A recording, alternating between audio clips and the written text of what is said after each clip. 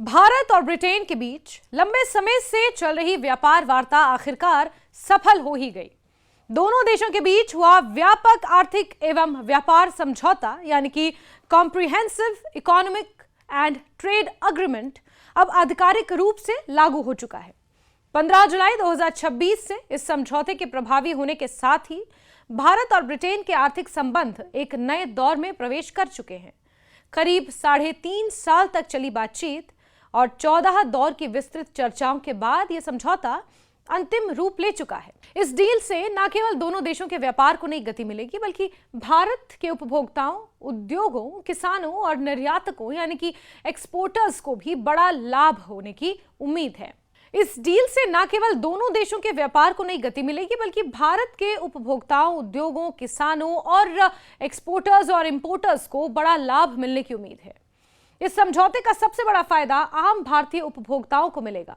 अब ब्रिटेन से आने वाले कई लोकप्रिय और प्रीमियम उत्पाद पहले की तुलना में काफी सस्ते हो जाएंगे, जिनमें Scotch whisky, luxury cars, branded कपड़े, फुटवेयर, चॉकलेट्स, बिस्किट्स, खासतौर पर कॉस्मेटिक्स, इलेक्ट्रॉनिक सामान, मेडिकल डिवाइसेस और सैल्मन मछली और लैम्ब जैसे उत्पाद शामिल हैं। इन वस्तुओं पर पहले भारी आयात शुल्क लगाया जाता था यानी कि इंपोर्ट ड्यूटी लगती थी, जिससे इनकी कीमतें काफी ज्यादा हो जाती थी। अब शुल्क में कमी आने से इन उत्पादों की कीमतों में उल्लेखनीय गिरावट देखने को मिल सकती है। सबसे ज्यादा चर्चा स्कॉच विस्की और ब्रिटेन की लग्जरी कारों की हो रही है। भारत में स्कॉच विस्की पर पहले बहुत ज्यादा आयात शुल्क लगता था, यानी कि हम उसे ब्रिटेन से मंगवाते थे तो मंगवाने में जो इंपोर्ट ड्यूटी होती थी वो बहुत ज्यादा लगती थी, जिससे इसकी कीमत आम लोगों की पहुंच से बाहर रहती थी। अब शुल्क कम होने के कारण इसकी कीमतों में कमी आएगी और उपभोक्ताओं को इसका सीधा लाभ मिलेगा। इसी तरह जगुआर, लैंड रोवर और रोल्स रॉयस जैसी प्रसिद्ध ब्रिटिश कार कंपनियों की गाड़ियां भी पहले की तुलना में काफी सस्ती हो जाएंगी। समझौते के तहत एक निश्चित कोटा प्रणाली लागू की जाएगी, जिसके अंतर्गत इन कारों पर लगने वाला 100% आयात शुल्क घटकर केवल 10% तक कर दिया जाएगा। लेकिन ये एक साथ नहीं होगा, इसे चरणबद्ध तरीके से किया जाएगा, टाइम बाउंड तरीके से। इसके परिणाम स्वरूप इन कारों की कीमतों में लगभग 20 से 30% तक की कमी आने का अनुमान लगाया जा रहा है। हालांकि इस समझौते का लाभ केवल विदेशी उत्पादों तक सीमित नहीं है।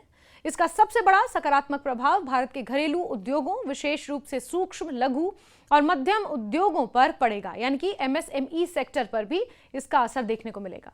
अब भारत से ब्रिटेन भेजे जाने वाले लगभग 99% उत्पादों पर कोई सीमा शुल्क नहीं होगा। इससे भारतीय कंपनियों को ब्रिटिश बाजार में प्रतिस्पर्धा करने का बेहतर अवसर मिलेगा और उनके उत्पाद पहले से अधिक किफायती कीमत पर वहां पहुंच सकेंगे। भारत का कपड़ा उद्योग इस समझौते से सबसे ज्यादा लाभ पाने वाला क्षेत्र है। तिरुपुर, सूरत, लुधियाना और देश के अन्य प्रमुख वस्त्र उद्योग केंद्रों से ब्रिटेन भेजे जाने वाले कपड़ों और रेडीमेड गारमेंट्स पर पहले 8 से 12% तक आयात शुल्क लगता था। अब यह शुल्क पूरी तरह समाप्त कर दिया गया है। इससे भारतीय कपड़ा उद्योग की प्रतिस्पर्धात्मक क्षमता बढ़ेगी और निर्यात में उल्लेखनीय वृद्धि होने की संभावना है। विशेषज्ञों का मानना है कि आने वाले वर्षों में कपड़ा निर्यात में लगभग 40% तक की बढ़ोतरी हो सकती है। इससे उत्पादन बढ़ेगा, नए निवेश आएंगे और लाखों लोगों के लिए रोजगार के नए अवसर पैदा होंगे।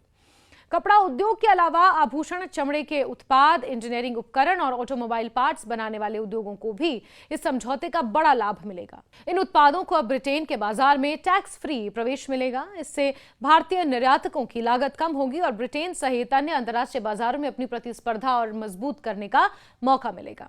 भारत का दवा उद्योग भी इस समझौते का एक बड़ा लाभार्थी माना जा रहा है। भारत दुनिया के जेनेरिक दवाओं का सबसे बड़ा उत्पादक देशों में से एक है। अब ब्रिटेन की राष्ट्रीय स्वास्थ्य सेवा यानी एनएचएस ने भारतीय दवाओं का पंजीकरण और आपूर्ति पहले की तुलना में और ज्यादा आसान कर दी है। इससे भारतीय दवा कंपनियों के लिए ब्रिटेन का बाजार और अधिक खुल जाएगा और दवा निर्यात में भी तेजी आने की संभावना है। कृषि क्षेत्र को भी समझौते से महत्वपूर्ण लाभ मिलने की उम्मीद है। ब्रिटेन ने भारत से जाने वाले बासमती चावल, झींगा मछली, प्रीमियम चाय, मसाले और अन्य कई कृषि उत्पादों पर लगने वाला शुल्क समाप्त कर दिया है। इससे भारतीय किसानों और कृषि निर्यातकों को बेहतर दाम मिलेंगे और उनके उत्पादों की मांग ब्रिटेन में बढ़ सकेगी। इससे कृषि क्षेत्र में आय बढ़ने और ग्रामीण अर्थव्यवस्था को मजबूती मिलने की उम्मीद है। हालांकि भारत सरकार ने इस समझौते को तैयार करते समय घरेलू उद्योगों और किसानों के हितों का भी पूरा ध्यान रखा है। सरकार ने कुछ संवेदनशील क्षेत्रों को इस व्यापार समझौते से बाहर रखा है ताकि विदेशी प्रतिस्पर्धा के कारण भारतीय उद्योगों को नुकसान ना हो। डेयरी क्षेत्र को पूरी तरह सुरक्षा प्रदान की गई है। दूध और दूध से बने उत्पाद जैसे कि चीज, साथ ही साथ सेब, ओट्स और कुछ विशेष वनस्पति तेलों पर किसी प्रकार की शुल्क रियायत नहीं दी गई है। इसका उद्देश्य भारतीय डेयरी किसानों और छोटे उत्पादकों के हितों की रक्षा करना है। इसी प्रकार प्लास्टिक, हीरे, चांदी, स्मार्टफोन, ऑप्टिकल फाइबर जैसे कुछ उत्पादों को भी इस समझौते में अपवाद की श्रेणी में रखा गया है, यानी एक्सेप्शन। सरकार का मानना है कि यदि इन क्षेत्रों में बिना किसी सुरक्षा के विदेशी उत्पादों को प्रवेश दिया जाता है तो घरेलू उद्योगों पर प्रतिकूल प्रभाव पड़ सकता था। इसीलिए इन क्षेत्रों को संरक्षण देकर स्थानीय कंपनियों और रोजगार की सुरक्षा सुनिश्चित करने का प्रयास किया गया। यह समझौता केवल वस्तुओं के व्यापार तक सीमित नहीं है, बल्कि निवेश और आर्थिक सहयोग को भी नई दिशा देगा। ब्रिटेन की कई बड़ी कंपनियां भारत के तेजी से बढ़ते आईटी सेक्टर, वित्तीय सेवाओं, ग्रीन हाइड्रोजन, इलेक्ट्रिक वाहन और हरित ऊर्जा से जुड़े बुनियादी ढांचे को निवेश बढ़ाने की योजना बना रही हैं। इससे भारत में नई तकनीक आएगी, निवेश बढ़ेगा, रोजगार के अवसरों में वृद्धि होगी। भारत और ब्रिटेन के बीच यह व्यापार समझौता कई वर्षों की बातचीत का परिणाम है। साल 2022 की शुरुआत में दोनों देशों के बीच मुफ्त व्यापार समझौता यानी कि फ्री ट्रेड एग्रीमेंट पर औपचारिक वार्ता शुरू हुई थी। इसके बाद करीब 3.5 वर्षों तक कई दौर की चर्चाएं चली। 24 जुलाई 2025 को प्रधानमंत्री नरेंद्र मोदी और ब्रिटेन के प्रधानमंत्री कीर स्टारमर की मौजूदगी में भारत के वाणिज्य मंत्री पीयूष गोयल और ब्रिटेन के व्यापार सचिव जोनाथन रेनॉल्ड्स ने इस समझौते पर हस्ताक्षर कर दिए। अब 15 जुलाई 2026 से यह समझौता पूरी तरह लागू हो चुका है।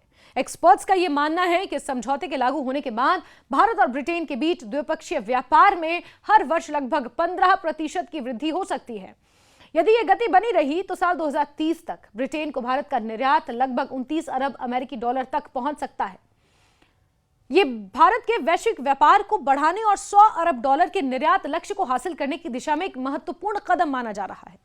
इस समझौते का एक महत्वपूर्ण लाभ भारत के उत्पाद उद्योग को भी मिलेगा। समझौते के लागू होने के बाद भारतीय निर्यातक अब हर साल 11 लाख टन से अधिक इस्पात ब्रिटेन को बिना किसी आयात शुल्क के निर्यात कर सकेंगे। इससे पहले मार्च 2025 में ब्रिटेन ने इस्पात पर सुरक्षा उपाय लागू किए थे, जिसके कारण भारतीय इस्पात उद्योग को कठिनाइयों का सामना करना पड़ रहा था। यही मुद्दा समझौते के क्रियान्वयन में सबसे बड़ी बाधा बन गया था। बाद में दोनों देशों के बीच बातचीत के जरिए समस्या का समाधान निकाला गया और इसके बाद 15 जुलाई 2026 से समझौते को लागू करने का रास्ता पूरी तरह साफ हुआ। ब्रिटेन के सुरक्षा उपायों के तहत भारत से निर्यात होने वाले 188 इस्पात उत्पाद प्रभावित हो रहे थे, जिनका कुल मूल्य लगभग 13.7 करोड़ अमेरिकी डॉलर था। साल 2025 में भारत का कुल इस्पात निर्यात लगभग 96 करोड़ अमेरिकी डॉलर का रहा। अब शुल्क मुक्त निर्यात की सुविधा मिलने से भारतीय इस्पात कंपनियों को ब्रिटेन के बाजार में बेहतर अवसर मिलेंगे और उनके निर्यात में भी बढ़ोतरी होने की संभावना है। 15 तारीख से भारत से जो भी वस्तु यूनाइटेड किंगडम जाएगी वो 0 इंपोर्ट ड्यूटी पर वहाँ पे स्वागत होगी।